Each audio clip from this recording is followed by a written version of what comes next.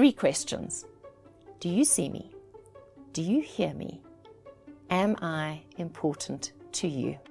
Coming up, what was the journey like for you breaking the ceiling, doing this full time, and what advice can you give the audience? Yeah. So if you want to be a standout speaker as a woman, you can't just speak.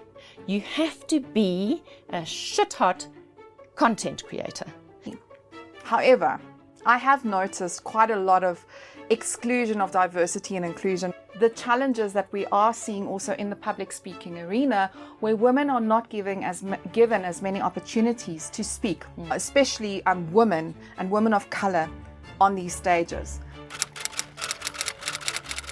Now, interestingly, and I've spoken on stages around the world, and so have you, do not think that because we live in the southernmost tip of Africa, that we aren't as good as everybody else in the world. In fact, we are probably some of the best speakers in the world. To your point, you were saying you need to be informed beyond just your little niche. Yeah. You need to know what's going on in the world. Yeah. So positioning yourself is a journey. Building credibility around who you are and your message is another one. And then breaking into the media is its own challenge. Yeah, absolutely. To take it even a step further, even with the podcast, so many times I'm looking for a specific speaker on a specific topic, and then I can't find people, and it has a lot to do with your own personal branding. Can anybody be a speaker?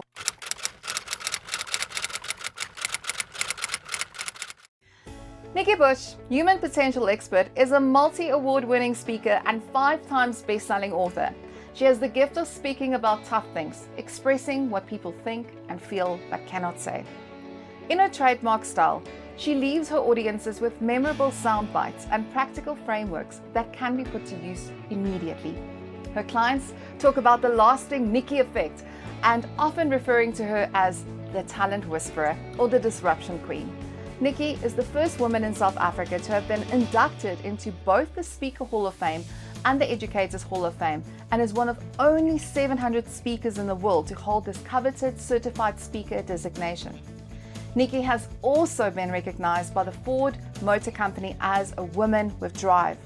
Her latest book, Future Proof Yourself, was published by Penguin Random House in 2021. Nikki is highly respected, and she's a thought leader, and having fielded almost 5,000 media interviews with regular slots on Radio 702 ENCA and a column on News 24. Now, today we've brought her in to unpack the conversation around how do we finesse our public speaking abilities. Welcome. Hello, it's so good to have you. It's fabulous to be here. And look, I got the memo. You got the memo, yeah, right? No, it's just by the ether. Listen, I'm telling you, that's what we call telepathy right there and then. Okay, so, I brought you in here today. I want to give context, right? So, Conscious Leaders, we started like a year and a bit ago, and I just really wanted to feel the direction where things are going. I'm a very intuitive person. And your name started coming up. And I was like, it's been simmering and simmering. Like, should I bring you in? Is it time to bring you in? And there's just more and more, I have people coming to me, I want to learn how to get more confidence and having my voice heard. And I actually want to become a professional speaker. All of these things have been coming about and how people can build their own personal brands. But it comes with a lot of hard work. And there's no better person than to bring in the room than you. So I think the best way we can kick this off is to understand, how did you even become a professional public speaker, and what was the journey like? Thanks for having me, Carmen. So people always think that I've been a public speaker forever. Well, in a way I have, because English was a favorite subject and I was good at making speeches, but I wasn't the girl in the debating team. I was the head girl, so I did stand up in front of over 1,000 kids every single day in my matric year. But it's an interesting thing when people discover that I've had 3 different careers. The first one was in public relations and communications. And that was for about 10 years, which culminated in me running my own agency. And then I stepped into the world of direct selling. So I had about 3 years of leading a crack sales team.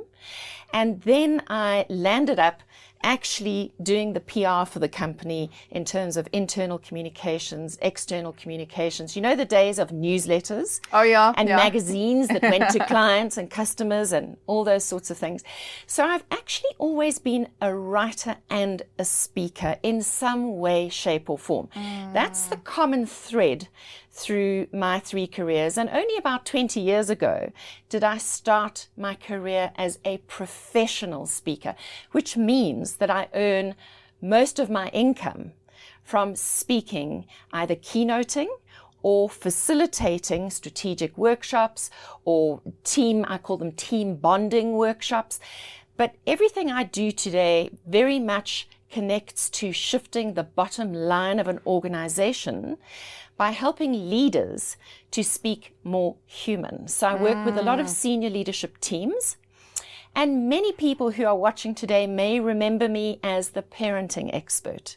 So for a long time, and I still am, by the way, I still do all the parenting talks, but that's where my speaking career started, was in parenting. Because when I'd been in direct selling, we'd been selling educational games and toys. So that journey was an interesting one, because while I was involved with Smile Education, people started saying to me, we love what you're doing, but we know you have your own ideas, and we want to know what your ideas are around parenting and child development. And that's quite a big call. When people start saying to you, what are your ideas? Not the company's ideas, but your ideas. So they put 2 and 2 together, that there was an energy, there was an expertise, and there was a creativity around me that added up to more than just the company line. Yeah. And it took me, interestingly, one of those what if moments that happen in your life. I was a young mum in my 30s. I had 2 children. They were 2.5 and 6, and 2 discs in my lower back just blew. Sure. And had I been in my 60s, they would have done a spinal fusion, but I was too young. So I was sent home by the neurosurgeon and orthopedic surgeon to go and heal myself and find out what would work for me in terms of pain relief and rehab. And I lay down, and as busy women, we don't often have the opportunity to stop. Yeah. I had to lie down for 4 months and pretend like I'd had a spinal fusion. And while I was lying there day in, day out, because I wasn't allowed to sit, I could stand, walk, or lie down. I didn't take my children to school for over 6 months. People ran around me. For the first time in my life, I put my hand up and asked for help. But while I was lying there quietly day in, day out, I heard the call of all these people who'd been saying, you need to do your own thing. You have a message to share with the world. We want to hear your authentic voice. And I finally got the balls to stand up. I love that. And do it for myself and for the world. Because when the world says you have something that we want to hear, you're either going to shove that under the rug, or you're going to say, okay, world, what am I going to do with this? And it is a big challenge to become a speaker, because you've got to believe in your message, your content so much that you're prepared to do the heavy lifting to build a speaking career, because a speaking career is unlike any other career. I love that you're saying that, and I just almost want to take it back a second, right? So in the past 20 years of my career, also being a lot in marketing, and I've traveled across the globe from Europe to Asia, all across to go and do public speaking, and I must tell you, it's been a wonderful, wonderful experience for me. However, I have noticed quite a lot of exclusion of diversity and inclusion in terms of people, especially women and women of color on these stages, and their voices being missing. And as you say, so many stories to tell and stories that the world needs to know. And then to take it even a step further, even with the podcast. So many times I'm looking for a specific speaker on a specific topic, and then I can't find people. And it has a lot to do with your own personal branding, and if you're actually taking up the opportunities versus the opportunities that you're given, even big or small, you never know where you're going to land, versus also the challenges that we are seeing also in the public speaking arena, where women are not given as many opportunities to speak. And breaking into that career must be so challenging, doing it full time. What was the journey like for you, breaking the ceiling, doing this full time, and what advice can you give the audience? Yeah, so when I started speaking full time 20 years ago, that was when the Professional Speakers Association of Southern Africa was formed. I was a founder member, and the industry was very, very male dominated. If you Googled motivational speaker, inspirational speaker, leadership speaker, all you got were men. And it's continued in that way for many, many years. And as you read out in my intro, I'm the first woman in South Africa to have been inducted into both of the Speakers Halls of Fame, which was like a really, really big thing. And so I think we are dealing with history. You know, the entire speaking industry around the world, if you think of how long men have dominated, it's for so long. So even though we have many, many female speakers coming through who are really, really good, the history, if you think of Google and the algorithm, you have got to create a lot of noise and a lot of content to change the algorithm to see you. Yeah. So if you want to be a standout speaker as a woman, you can't just speak. You have to be a shit-hot content creator.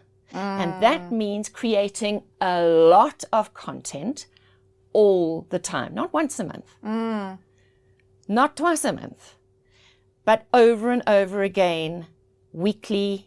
I do a weekly newsletter, which then becomes my blog. So I'm an expert at repurposing one piece of content. I've been writing a newsletter since 2006 to my database. And what you have to remember is that you don't own the followers on social media. Yeah. So you only own your people if they're on your database.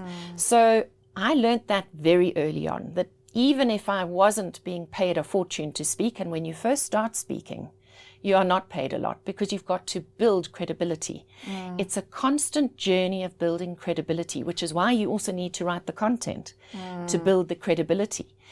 So I've built that credibility in terms of being a prolific content creator. Fortunately, I come through having done journalism, press release writing, etc. So marketing is kind of sixth sense to me. It's easy. I don't just write newsletters that become blogs, that become social media posts, but I write books. So I've written 5 best-selling books. That is such hard work. But the more you blog, Yeah. the more you can start writing books very quickly, because you can curate all your blogs into themes, and suddenly you've got the basis of a book.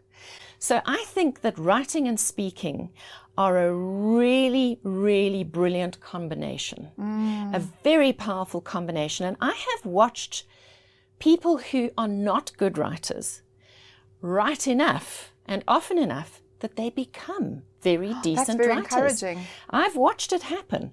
So it's committing to the discipline of at least writing a decent thought leadership piece once a week. Yeah. That can be turned into different things across multiple types of media. Because then you're being seen in many different places.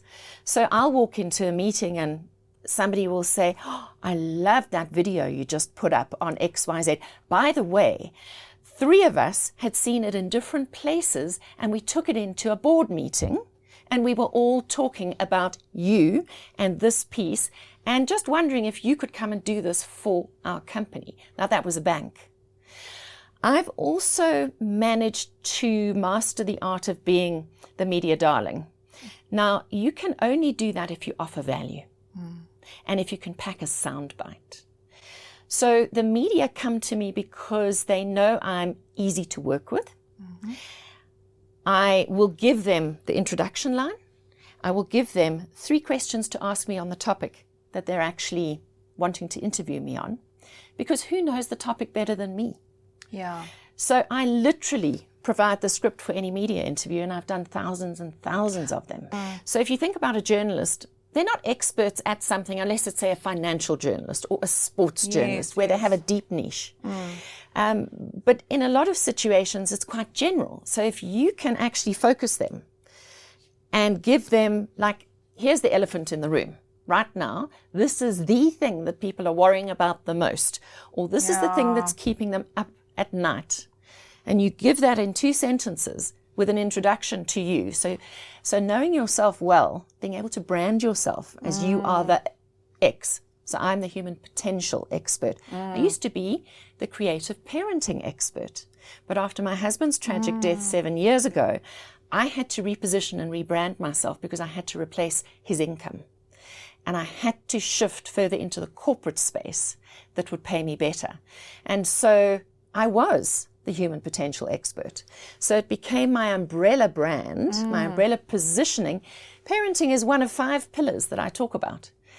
But now it's mostly high-touch leadership, disruption and change, women's empowerment, and team dynamics. That's what I speak on. It's all about how to get the best out of your people so that you can shift your bottom line. In terms of parenting, well, actually, I've always said that parenting and leadership are very closely aligned. So actually shifting from parenting to leadership was something that I had always spoken about. I just hadn't sold it. Yeah. And now, the fact that I have been through my 3 careers, plus I've been the parenting expert and am now also a leadership expert, gives me huge depth. I haven't just come out of the woodwork and decided to become a speaker. Yeah. And so when I do strategic leadership coaching, which I do, we don't start with your job. We start with who you are and your journey to this point. Yeah. And so to anybody who's watching this conversation, I really want to say that I believe that no experience and no connection is ever wasted, lost, or forgotten. Everything you've done to this point prepares you for now where you find yourself. And I even have clients who sometimes come in and they say, well, it's been really rough. I had a rough childhood and this happened and that happened. And then I had a boss like this. And no, hold on, wait a minute. This stuff, these are the building blocks of your resilience, of the skills that you've honed, of landing on your feet. These are stories that color in your talent profile. These are stories that could be packaged in a talk, in a book, in some kind of medium. So we actually are all in Technicolor. How you choose to package it, whether it's in talks, books, coaching, facilitation, it's up to you. Yeah. And I mean, content is such an interesting game, like, the repurposing of content. And also, there is a thing like content debris, but if you make valuable content out of every single thing, it will strike somebody, because especially with the algorithms right now. So the algorithms are based on your algorithms, and how you are training your algorithms is how you receive information. So to try and broaden your topics and your sound bites based on multiple touch points is where you are actually able to connect to various people on different subject matters. And I love the approach that you have different pillars and speaking to the audience, because we obviously have, as you say, the subject matters, but also we have a lot of powerful women within our community. And I would like to perhaps have almost like a journey as to what you would recommend as to what they can take in order for them to actually start taking on this journey. Well, I think this is the big thing of how much do you want to stand out? Now look at me, I'm here today in my bright pink jacket. I've always believed that if you're not prepared to stand up and stand out and step out, you're never going to make it as a speaker. You want to stand up and step out with your most authentic voice. Don't try and be who you aren't. Yeah. Because people will see through that straight away, and you will not create a following Yes. if you're not coming with your authentic voice. Don't try and be a man. You often see me wearing bright colors and often bright pinks. I never try and be masculine. There's always a femininity and a vulnerability to how I come across. But I think it's about realizing that if you're going to do this, if you're going to become a thought leader, if you are going to become a speaker, then you have to be prepared to put yourself out there in technicolor. And you've got to believe in your message and trust your message, trust yourself. And that means that you actually need a container that holds all of this, which is your website. And for years, my website address was thebrightIdeasoutfit.co.za, because people said to me, you are a fountain of bright ideas and we want to hear from you. So that's how I branded it. And then I realized, after looking at all the Google stats for a number of years, that nobody was searching the Bright Ideas outfit. My name was synonymous with messaging that added value, with messaging that helped people to navigate a world of confusing opinions and choices with confidence. So I became known for that. Trusted, independent opinion, not sponsored by anyone. And so there was a moment where I just went, well, I'm on radio and TV so often, and we send people to the brightideasoutfit.co.za, and nobody is Googling that. They're all going Nikki Bush. So it became nikkibush.com. It was a moment where I went, that's a heavy mantle, because I've got to live into that now. Yeah, it's quite big, yeah. So there was that. And then when I published my first book, when Penguin published my first book, Future Proof Your Child, and that was co-authored with futurist Graham Codrington. When that manuscript went off to the printer, I went, oh my goodness, people are going to raise their children following my advice. Like, how much do I believe in my own advice? This was like responsibility with a capital R. And then, of course, within minutes, I realized that everything in that book was not theory. Yeah. It was stuff that was tried and tested by me anyway. So it wasn't going to fail. Yeah. It was really, it was well researched. It was tried and tested. It was good stuff that I'd been teaching for years. I didn't suck it out my thumb. So I had to make peace with that, you know. So positioning yourself is a journey. Building credibility around who you are and your message is another one. And then breaking into the media is its own challenge. Yeah, absolutely. Now, people often say to me, do you send out press releases? I mean, you've got a public relations background. I've never sent out a press release. In fact, before I became well known, I was being asked to write articles for magazines and be on radio. And I can only say one thing. It was because I was adding value. So how are you adding value? How are you going to add value to the world? That's why you are given a job. Let's face it, somebody offers you a job because you're going to add value to the business. So when you start off as a speaker, what value do you want to add to the world? What body of work do you want to create? And can I almost just add to that? I think it's also very important, and also to your previous point on the pillars, it's not just to focus on your business, also to expand beyond it, because that gives you a multidisciplinary outlook on life and makes your value that you bring far more richer. And, a lot of people sometimes want to have inspiration from beyond the boardroom. 100%. So whatever message you have needs to be adaptable to situations and circumstances. So there isn't a one size fits all for me. I may have a keynote that I've given 300-400 times, but I never give it the same way because I spend a lot of time prepping with my clients. I ask a lot of questions. I am intensely interested in my clients. So I will tailor and customize that keynote for that particular audience. There will always be something in there that makes that audience know that I know what they're going through, that I know what their business is. I know their unique challenges in that business.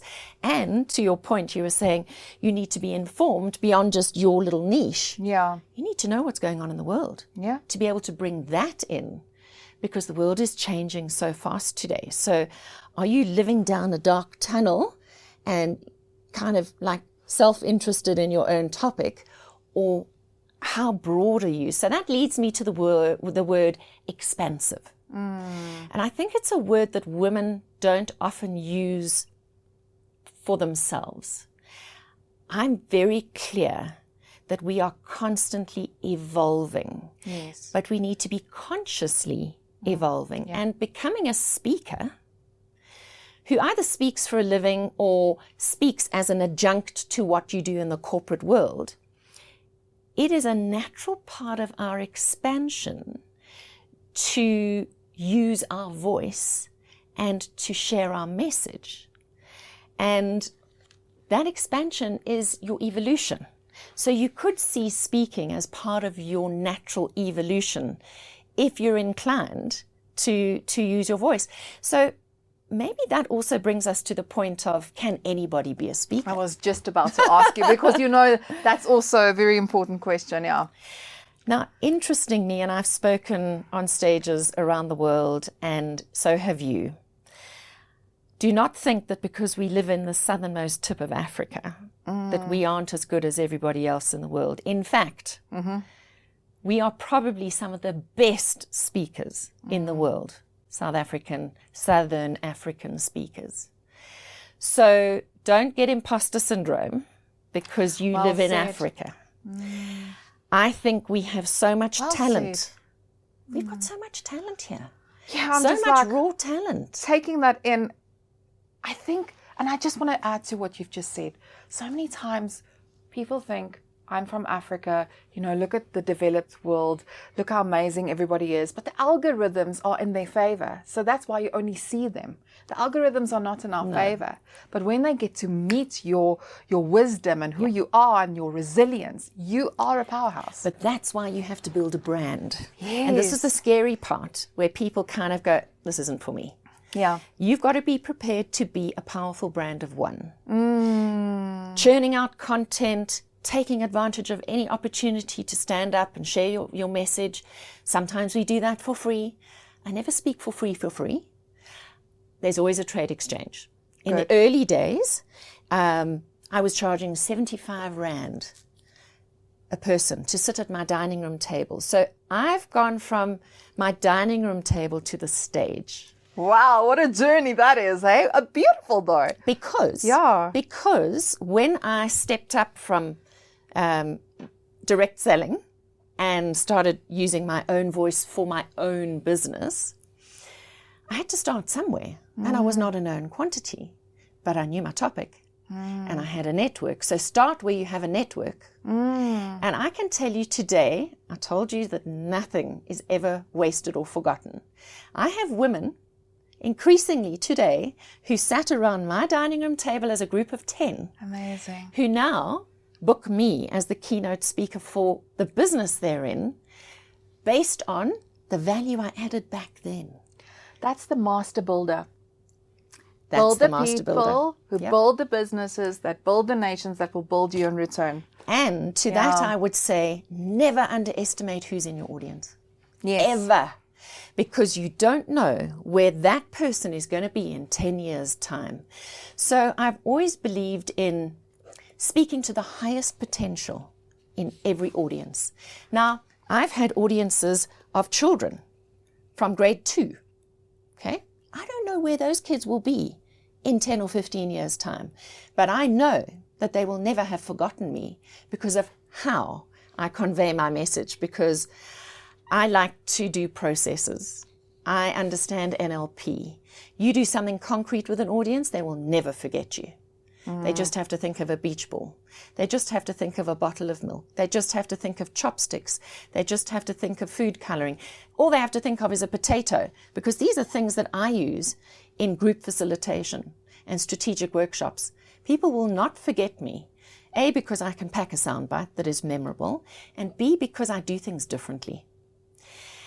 I currently get invited onto podcasts that 25-year-olds are hosting because I can pack a soundbite specific to that audience. And I'm so excited that the younger generation are inviting me to speak. I was recently invited to a top corporate to speak because a girl who was at university with my son, who's now 30, Wow. has been wanting to invite me as a guest speaker for years, but she's now in a position to do it. Oh, And I go, isn't that cool that 25-year-olds and 30-year-olds remember me and are booking me? So are 45-year-olds, 55-year-olds, and 65-year-olds who have known me for a lot longer. So we've always got to be thinking about who's the next audience, who's the future market, and how are we making sure we're engaging with them? Because the market is changing so quickly. Yeah, I absolutely, and it also closes that generational gap, you Yes. know, which is also something so important. I mean, we have a youth collaborative, actually changing them now to the youth board. And I've given them the reins with Conscious Leaders, and I said, I want you to create something that's yours, something that you are building up as a team, that you can say, you've done this project all by yourself. And I want you to build up your own personal brands through what we are doing here. And, you know, I'm so proud of them and seeing how they're stepping up. And I feel that is the way of how we can recognize the younger generation and say, okay, right, it's not just about, you know, it's not just about the older league. It's like bringing all of the leagues together and see what power we can create together. That's love it. Intersection. Yes. The intergenerational intersection is where the power lies. Because if you think of the fact that you and I have a network, we have experience, we have knowledge, we have some success behind us. We have knowledge of and a limited experience of all the new technology. Now we bring that together with a 25-year-old who's au fait with technology, but doesn't have the wisdom, doesn't have the network, doesn't have the experience. That's where it's going to come together. And when everybody can just drop their biases against each other, they will find that sweet spot. Absolutely.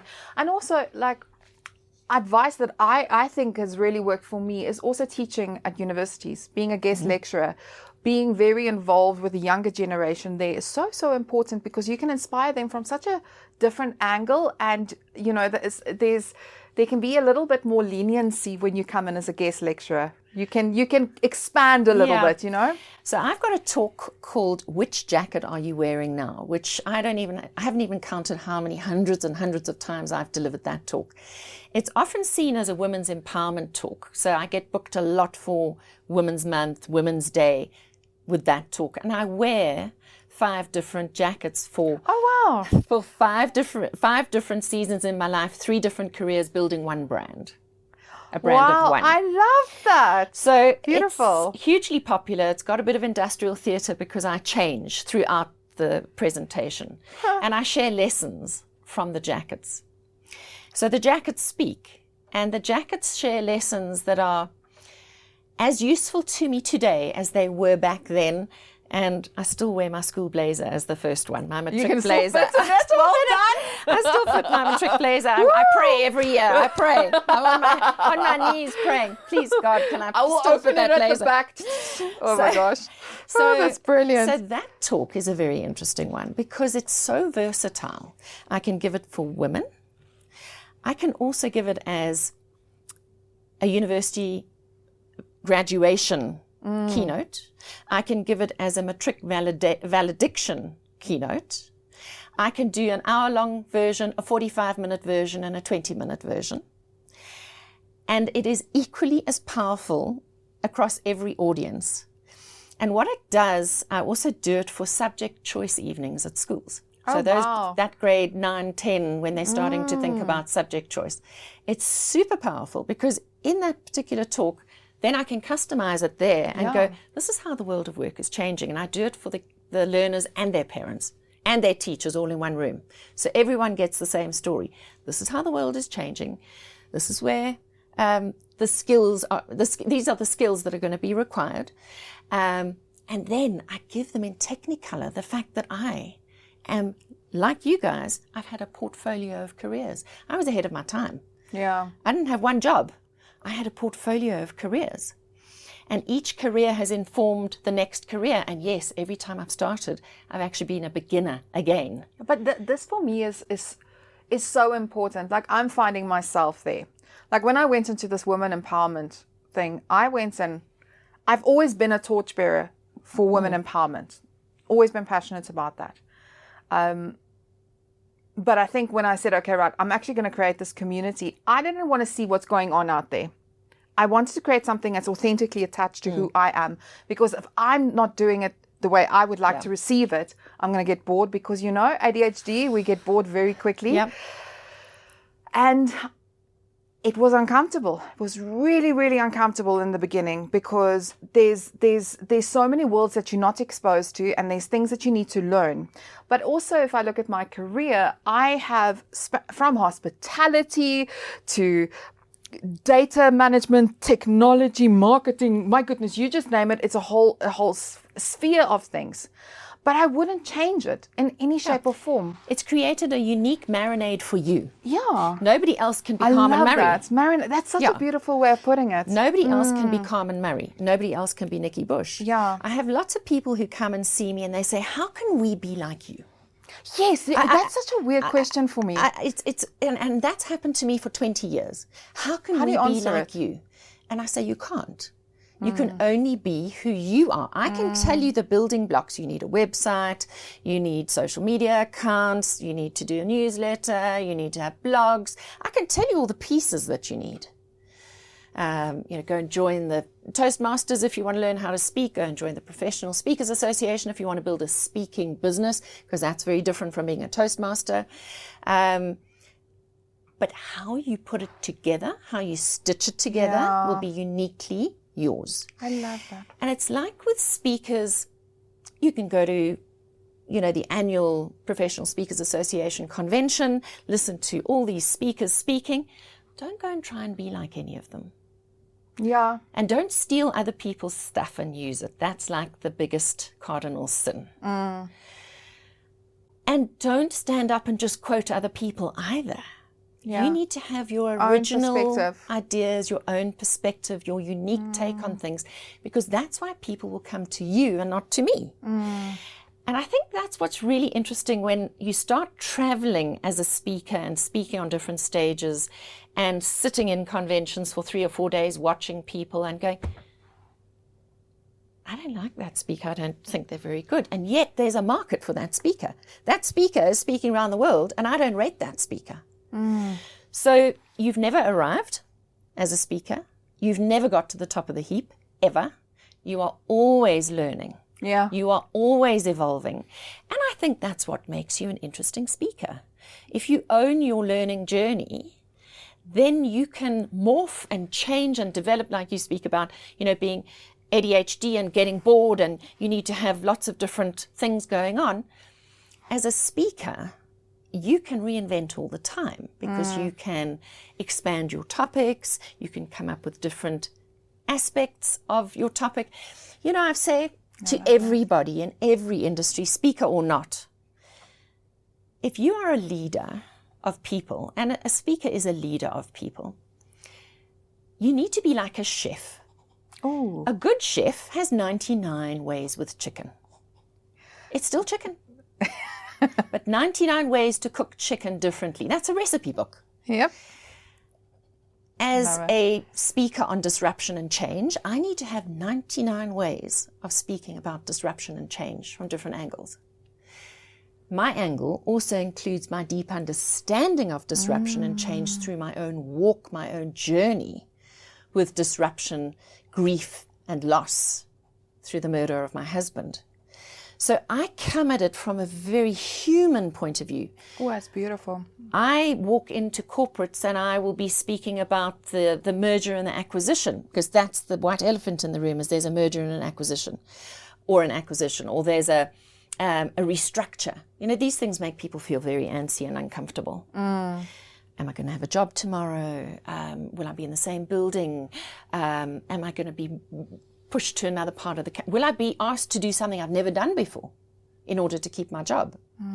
There's a lot of uncertainty in the market at the moment, even in the tech industry. Very They've much. had downsizing and right-sizing and restructuring. And so I go in as part of a change management Yes. basket of goods, and I handle the white elephant in the room, which is, how are people feeling? And I've done my research about this particular organization. When I speak, people know I absolutely empathize with where they find themselves. Yeah. But then I also have to prove why I'm on the stage. How do I know what's going on in your life and that you can get through this? So I have my personal story of walking through trauma, grief, and loss. And I've learned how to package that in a very tight soundbite, just enough so that they know my credibility. I've got street cred to be speaking about these things. And the rest of the talk is giving them tools, practical frameworks to navigate their way through change and to be able to stand up again. And I can do many versions of that presentation based on my life experience, based on my business experience, based on my interest in the world. And that's just one, and that's my reframing disruption talk. Yeah. I've told you about my jackets talk, which is a women's empowerment talk. Those two are incredibly popular, but so easy for me to customize for your specific audience. But that means I need to be a sharp listener. Yeah. So as much as we talk about speakers are speakers, we're sharing our message and our voice from the platform, I think the best speakers are the ones who are the best listeners. Yeah. Who ask all the right questions before they stand up on that stage. So when we talk about speaking and building a brand, there's the iceberg theory. Yeah. You only see the tip of the iceberg. What you see from me in public is 10 to 20% of the work that I do. Goes on behind the scenes. The 80% of the work that I do is not sexy. Yeah. At all. It's hard graft. It's research. It's admin. It's traveling. It's packaging messages. Unfortunately, I find the creation of talks and writing very, very, inspiring for me. It's innovating and connecting the dots for me. That's my superpower. People say, what do you do? Yeah. Yeah, I'm a speaker and an author, but that's not who I am. Yeah, that's one part of who you are. It's how I express who I am. And I think that's a really good message for those who are watching today, is who I am. The essence of me, Nikki Bush, has always been that I have a superpower that enables me to take complex stuff and repackage it into something highly accessible, into sexy sound bites that people can remember, and then I provide the tools and the frameworks to help them use that information. And that's actually my superpower, is my creative. I'm a creator teacher. That's what I am. And that's what gets me up in the morning. Not because I'm going to stand on a stage and be famous. Yeah. That's not what gets me up in the morning. And I think we have to be very clear there is also the intent of why you do why you do what you do. Because you'll soon realize, oh, that looks so beautiful. That looks so glamorous. I would love to do that, until you start actually living it, doing it, and realize that it's actually a lot of hard work. A lot. Like between you and me, I've been working on a very big talk. It's taken me 2 years. Not because I can't do it soon. I've done keynotes on it, but because it is so deeply integrated into my DNA, into who I am, that I want to be of service with this message, because it's important in the times that we live in. And that thought leadership is not thought farming. No. This is like really taking things seriously, Yeah. and that is, everybody needs to pull that out of themselves. But that's coming from a deep place. Yeah. And that's where women have the upper hand in the speaking industry, is that we have this powerful intuition. And we need to reignite that intuition, because that's where the authentic voice is sitting. So I'm very much like you, when I'm putting a talk together, it's got to come from a deep place or not at all. Yeah. And it's it's combining the content with my personal walk, my personal journey. I've got to understand what I'm speaking about from a very concrete, personal interaction with the world, not just the theory of it. So like you, there are some ideas that have sat on the back burner for years, and they will find their way to the light when the time is right and when I'm ready. You know, there's that saying, the student, when the student is ready, the teacher will appear. Yeah. And sometimes it's about having a meeting with somebody about something entirely different, and it sparks that old idea to find the light. So I'm very energetic. I'm very intuitive. I connect dots in a very intuitive way. I feel my way. Yeah. So I think that's probably a different take. What's different about me as a person, as a businesswoman, as a speaker, versus maybe other people in the industry is I don't think my way. I feel my way. You know, we often talk about what kind of job are you looking for? I've turned that on its head and I say, let's not look for a job. Let's not look for a relationship. Let's feel for it. When you feel for it, oh, it's a very, very different experience. Because you can find everything you're thinking about, but it's empty and hollow. Yeah. 100%. I mean, like in my younger years, you know, you always see other people do things and you want to be like them, and then if you find out that's not my purpose, it's not why I'm here. And I think integrating this journey of your message and that story that you need to tell, your lived experience, your human experience, how you can change the rooms that you're in. You don't have to stand on the stage. You can be in a boardroom with 10 powerful people, or you could have coffee with somebody that is involved in politics. It doesn't matter. It's always having your story, having it ready, also really thinking and percolating over it, and really just evolving with your story. Like if I look at the podcast, I've been 8 years in podcasts. I have interviewed quite a lot of people, and to have come to the position where I'm at now has taken a long walk.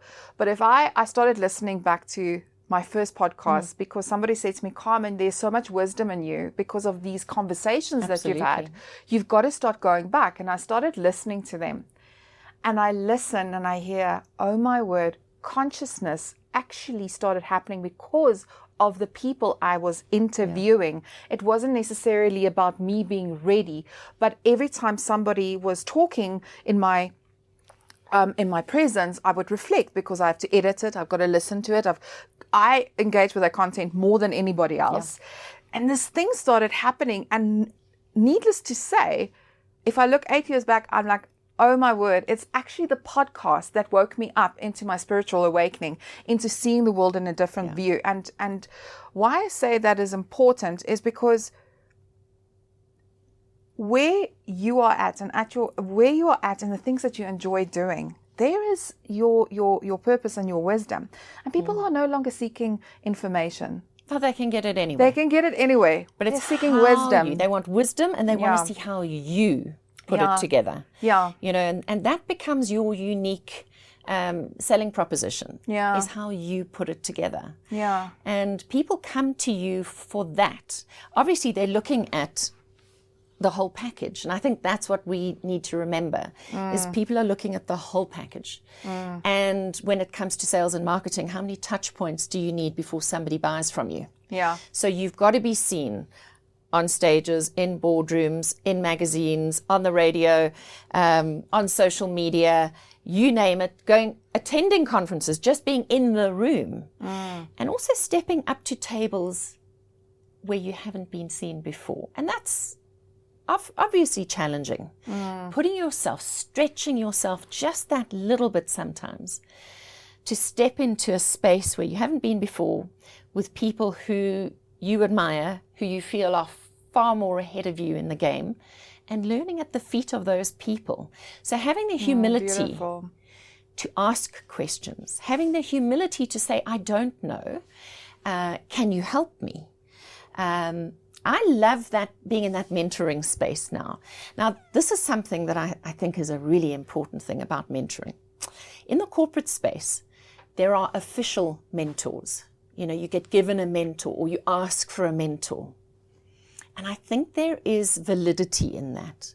But increasingly, I find myself, I mentor people automatically every day in big and small ways, just because I am so observant and I'm so insightful. And because of my years of experience, I can see the patterns quick. And I can give a piece of feedback to somebody I've just met, who I've just heard or seen in action. It doesn't have to be speaking. It can be anything. I've got that insight, and I find that every day I'm helping women. And they don't necessarily have to pay me for it because it's on the way. Yeah. But often those people go, but I want more of that. And I don't hand out those sound bites to get more. But because of the value of that sound bite, I do get more. Yeah. And I'm happy to give away those sound bites free of charge. And people just, they want honesty. Yep. They want someone who sees them. And one of the premises of my work, my life's work, has been 3 questions. Do you see me? Do you hear me? Am I important to you? Wow. Every human being is playing the attention game. It's the biggest game in town. I've been speaking about this for 30 years in different contexts.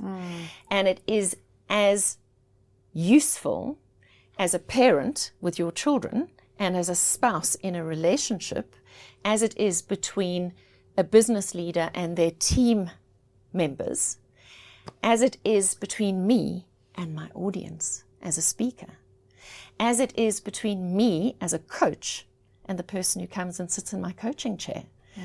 Is what people really want is to be noticed, and they want to matter. Yeah. And if you can help people be noticed and believe and know that they matter, they will come back for more. So that's really what I do, is I have the gift of really being able to see you, hear you, and make you feel like I get you. And I do it in a way that I don't know that I can teach. It's deep, deep listening. I think you've got an element of that as well, is that I'm listening with my whole being, not just with my ears. I can hear what you cannot say. I can hear the spaces between your words. And I can see more than just the fact that you're in the chair. I can see you and all of your potential. And that's what people want in a disconnected world.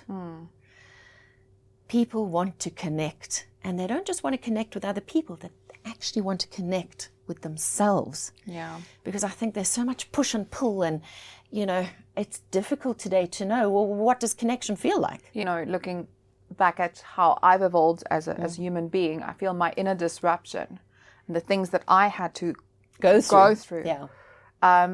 Especially in the last 5 years, have changed me completely. Yeah. My evolution and who I am and what I was, that I bring it along with me because the lessons have to follow and join me.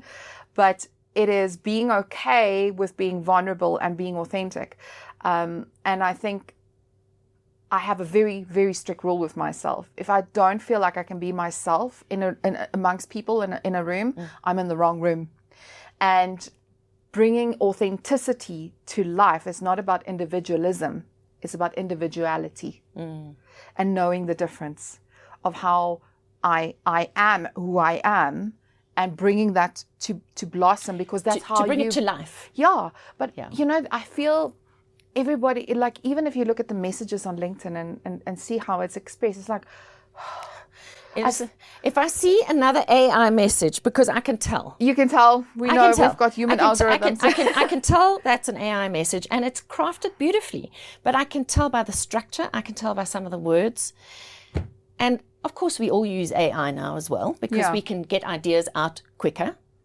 And I look at some of the things that AI, you know, puts out to me. The other day, there was something that came out that this was a 10-minute exercise. And I took one look at this and I went, No. It's a lifetime's exercise. Like, you are clearly not a human being. Yeah. So I think that we need to be very, very careful and very disciplined in the way that we harness the power of AI. Yeah.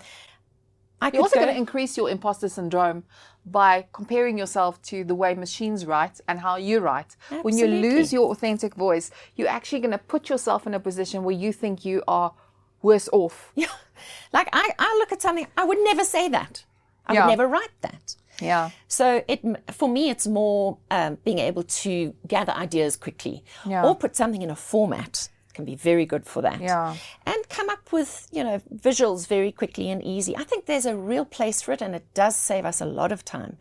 But I think that the people who are going to win in terms of being able to earn a living from their message are the people who can combine originality with a presence and a voice people want to hear, because that's part of being a sought after speaker, is when it's a presence, it's an energy that surrounds you. It's not just that you can stand up and speak. Yeah. I mean, you can go to Toastmasters and learn how to stand up and speak. That does not make you somebody who people want to pay over and over again to come and change lives in a room. Yeah. That's a different thing. Yeah. So you need a voice, you need an energetic presence, you need a message that people need to hear. And you need to be able to package it in a way that does not sound like a machine wrote it, and that sounds like your authentic voice. Yeah. It smacks of you. Yeah. I of love your that. brand. It's that marinade that you've been marinating in for all these years, that you bring that marinade to the stage, and it's got unique ingredients that only belong to you. Yeah. And I think that's what we need to be chasing after, is the uniqueness of the message, the uniqueness of the voice, the uniqueness of the life experience that comes together with all of that, because that's where the power sits. And I don't mean power over. I mean the power behind your message comes from all of that. Beautiful. I just want to say, today was such a refreshing conversation, and it's so important, especially for my wish for our conscious leaders is that everybody gets to build their personal brands, that everybody gets to put their message out. We're living in a time now where it is important. We can no longer be silent. We have to, I did a research study when I started Conscious Leaders to understand where everybody's, feeling was. And one thing that really bothered me was when I did the research is I don't mind hyping you or hyping her.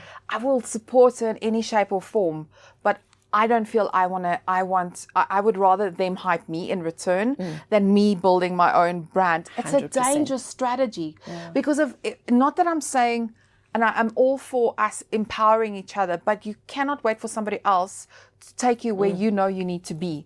And you have to have the courage to stand up and be on your own to form that following. Does it make sense? Totally. So part of my message to women is that we need to stop looking outside ourselves for validation, affirmation, and permission. Because the only permission you need is your own. And that is a core part of my women's empowerment work, is that you need to give yourself permission. If we keep waiting, we'll wait forever. Yeah. No one's going to give you permission. No. And so you need to be okay enough in yourself to give yourself permission to stand up, to step up, and to step out. Yeah. Don't wait. And confidence comes with the action. Practice. You've got to do the thing. Practice. Yeah, exactly. And you and I would not be sitting here if we hadn't done some scary stuff in our lives. And if you keep reinventing yourself and keep starting over in different aspects of your life, you've got to have courage to do that. Yeah. And I almost feel like you almost need to keep yourself in that space where you're always uncomfortable. So for me, the word is be curious. Yeah, curiosity. Curiosity is the bedrock of my resilience. That's what it is, because I'm curious about what I don't know. And I think so often we become comfortable with what we do know, so comfortable that there is no growth. Yeah. And you just keep doing same old, same old, same old. And that's why when external disruptions happen, when life throws you a what-if moment of any shape, size, or form, whether you choose consciously to move town, move country, get married, have children, those are all disruptive. they're all change. All of it. Positive by choice. Those rank in terms of discomfort almost as high as the death of somebody, a divorce. You still go through the same stages of adjustment, whether it's been externally imposed on you by crisis or internally imposed on you by choice. Yeah. We all have to go through immobilization, minimizing the threat, depression, acceptance, testing our new reality, finding meaning and internalizing the experience in order to come out of it the other side saying, this is how I've grown from this. And this is what I've learned from it. Then we can move on to the next thing. Yeah. So to all of our viewers and listeners, it's to look back on your life at all these pivotal moments that you either took advantage of or you didn't, and go and look back and say, what did I learn from this? How did I grow from it? And then you can give yourself permission to move on from it.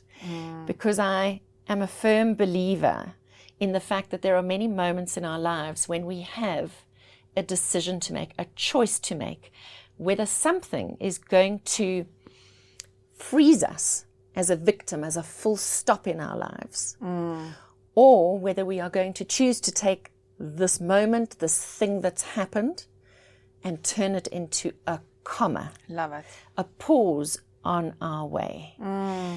And the comma, after the comma, there's a comma and dot, dot, dot. And the dots are the future that you are going to create for yourself. And I think that as women, we sometimes feel victimized by life. And you will be victimized if it's a full stop. If you see it, if your perception of something is that it's the end of everything, you will be a victim. But if you can shift and reframe your perspective of something, you can change everything. Yeah. Yeah. And we have that power, all of us. Absolutely. I couldn't agree with you more. And with a mic comes great responsibility. 100%. And that's why we have to do so much work on ourselves if we want to make a change and be the change in the world. I want to say thank you so much for joining me today and having this conversation and going places with me, going on the tour with me, the detours. But that's the fun part. And maybe this is a good place to end. And that is that we sold the fairy tale at the beginning of our lives. For women, it's the Prince Charming and the carriage and, happily ever after. But we're also sold the fact that life is going to unfold in a straight line. And if you have to take a sideways turn or a detour, that's a bad thing. No, that makes it interesting. 100%. It's the detours and the twists and turns that open up new possibilities and opportunities. And so be curious about all of those things. So I always like to say, may your curiosity always be way stronger than your fear. Oh, love that. Thank you, Nikki. Well, to our audience, I just want to say, I hope you have found so much wisdom from this conversation. Please listen to it again if you need to, just to make notes and to really just take it all in. There is so much in there. From all of us sending you love and light. And always remember to live audaciously inside out, from boardroom to living room. Bye-bye now.